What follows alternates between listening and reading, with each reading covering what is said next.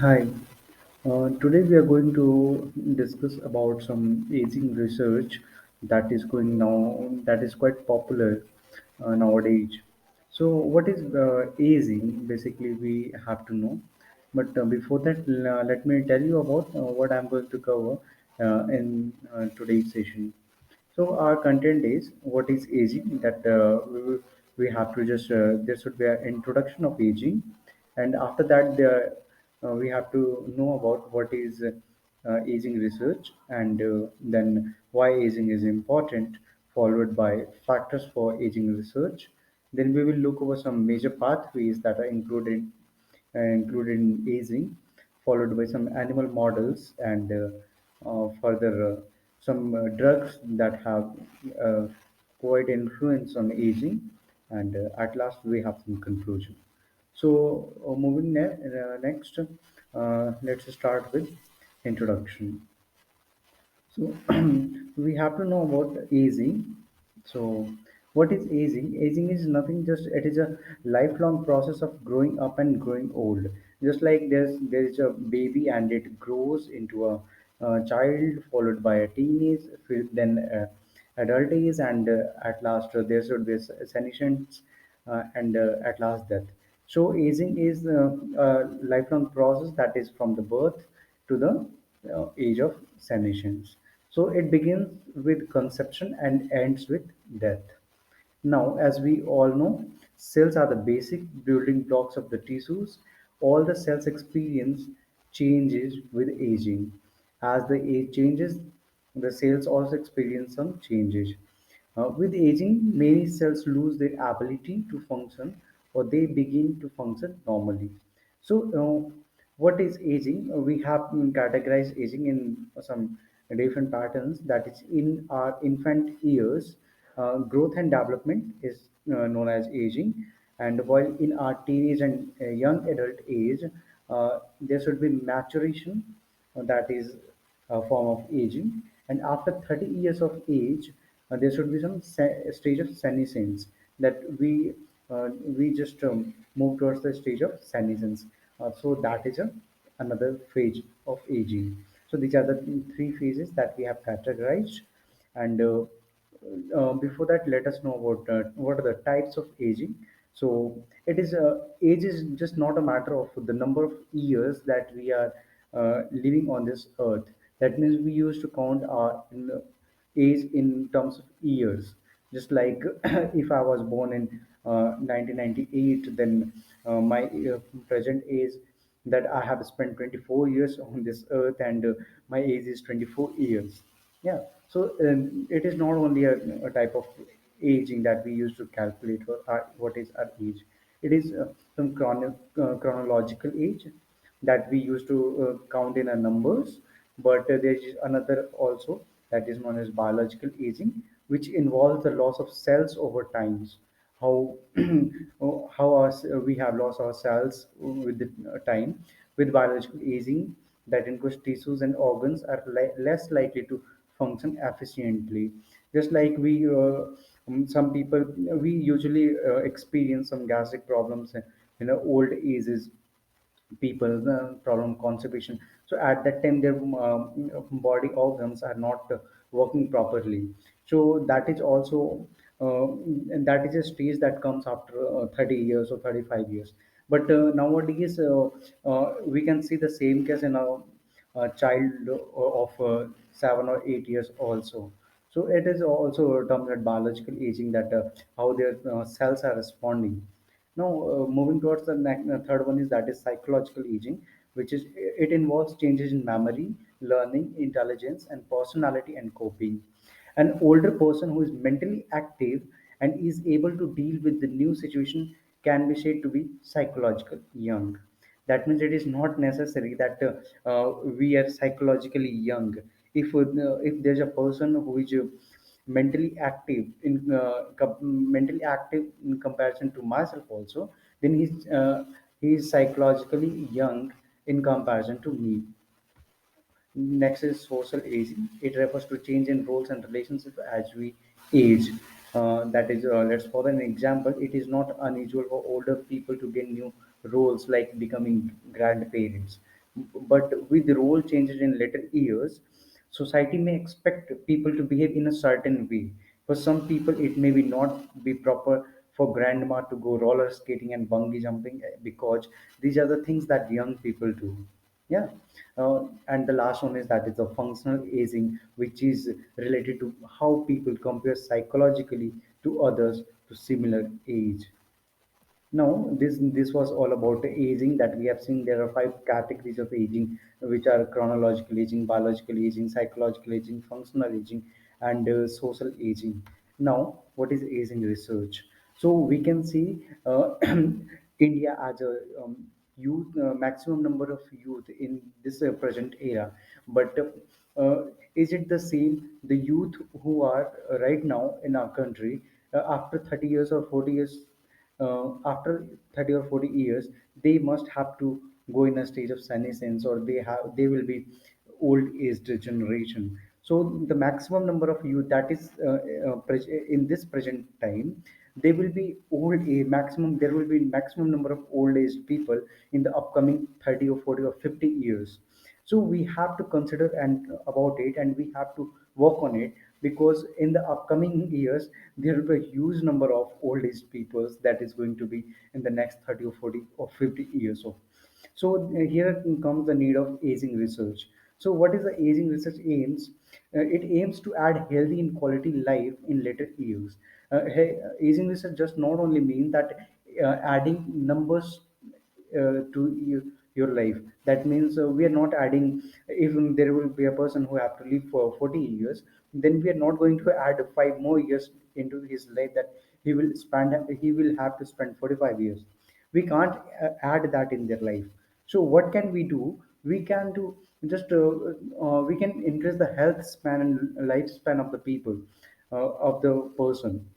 If someone who is suffering from diabetes at the age of 30 years, so for the and the person is going to live for the next 50 years, so he have to spend his 20 years of his life as a diabetic patient. He have to take the precautions with respect to the food. He have to be dependent on the medicines, and all those things that a diabetic patient have to prevent themselves from diabetes.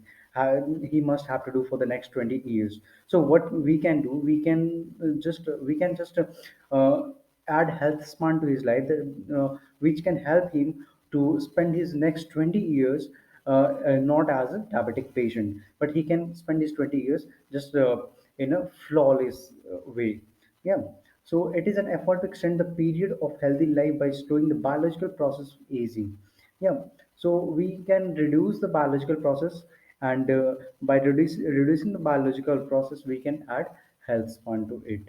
The next is the idea is to compress the infirmities of old age into a short period at the end of life, thereby increasing the health span. We can just take an example. Just like my father is 65 years old, but he is not very active, and he is not very. He is not able to play cricket. He is not able to play football. But if we talk about some players who usually belongs to the sports category, or the coach who is training their students, he is having 60 or 65 years of age, or even 70 years. He's flawless in playing the same. So no doubt, if my father was a football player in his young days, but now he's not able to do that. So what happens for the next last 20 years in his life? He is not able to play the game in his own way. So we can sort the period, shorten the period, and by increasing the health span. Just like if someone is not very active at the age of 30 years, so we can add the by adding health span, we can increase it to 40 years, so that in the way, if he have to suffer for the next 20 years, he will have to suffer for the next 10 years only. So this is the basic idea, to compress the infirmities of old age into a short period at the end of life. Now, aging research have two aspects. That the first one is health span, and the another one is lifespan. So we have to focus on health span and lifespan rather than adding years to life. Now, moving next, why we need aging research. The past century was a period of increasing life expectancy throughout the age range.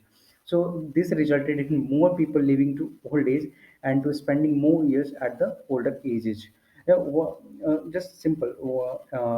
Just understand one thing that if someone is diabetic, yeah, or if if someone is diabetic, then what he has to do, we can give him medicines.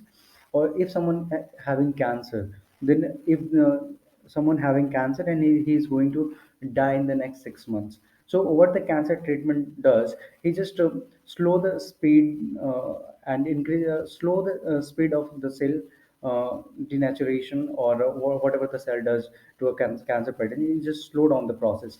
In this way, if the person is going to die in the next 6 months, the person is going to die in the next 9 months. In this way, we have increased his life for a 3 months.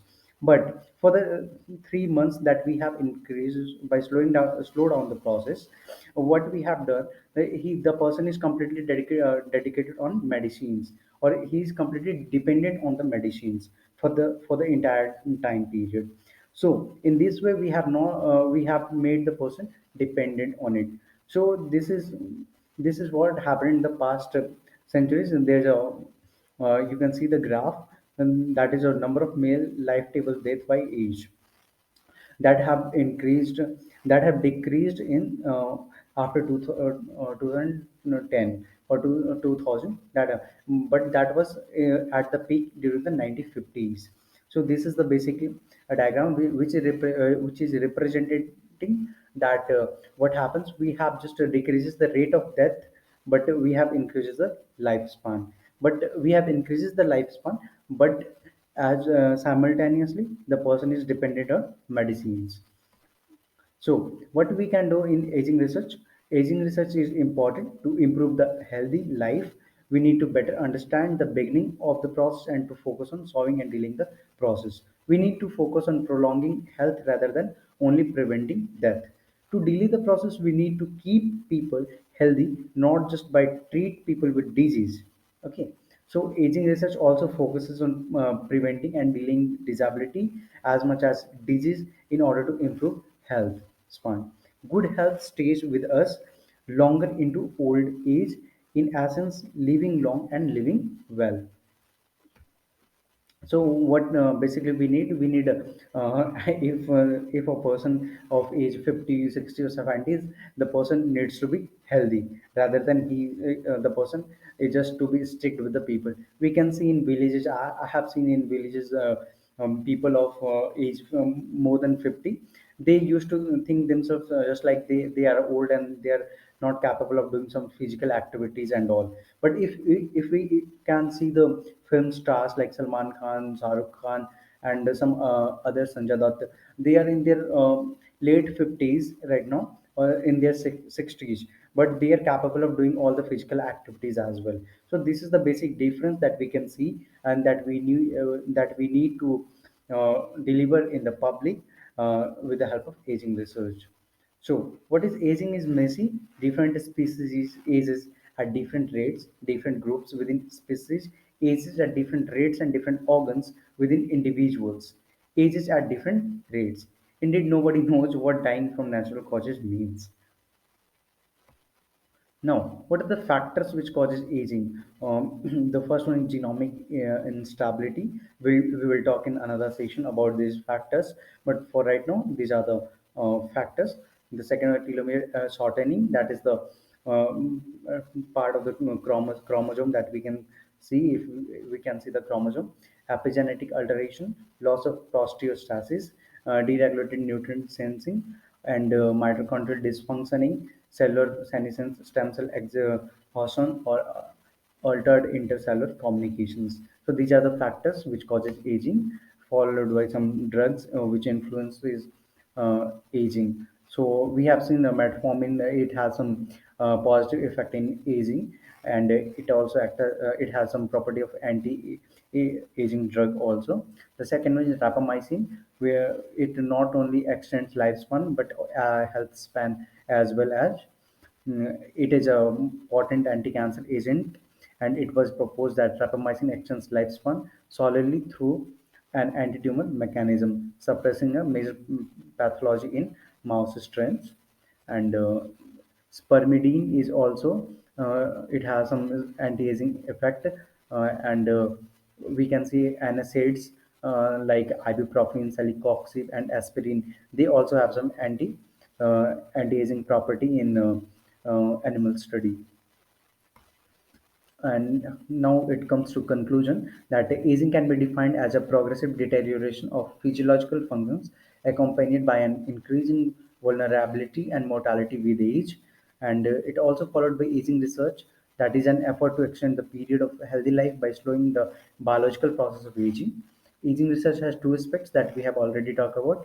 And the first one is increasing the lifespan, and another one is increasing the health span, followed by genomic instability, which includes which are the factors which causes aging. Genomic instability, that is telomere shortening, epigenetic alteration, loss of prosteostasis, and deregulated nutrient sensing, mitochondrial dysfunctioning, etc. And there are some different approaches that researchers have made towards aging research, that is insulin signaling and sirtuins, mTOR pathway, etc. These are the pathway that influences aging. So we will talk about it in the upcoming videos, followed with studies that have shown positive possibilities for the aging research in different animal models. Now, at last, some drugs that have shown some positive results on as a uh, anti-aging drugs, or to improve the lifespan and health span. These are rapamycin, metformin, and carboj, aspirin, ibuprofen, and celecoxib, etc. So, thank you for the day. We will cover some more topics in some next videos. Uh, for now, thank you so much.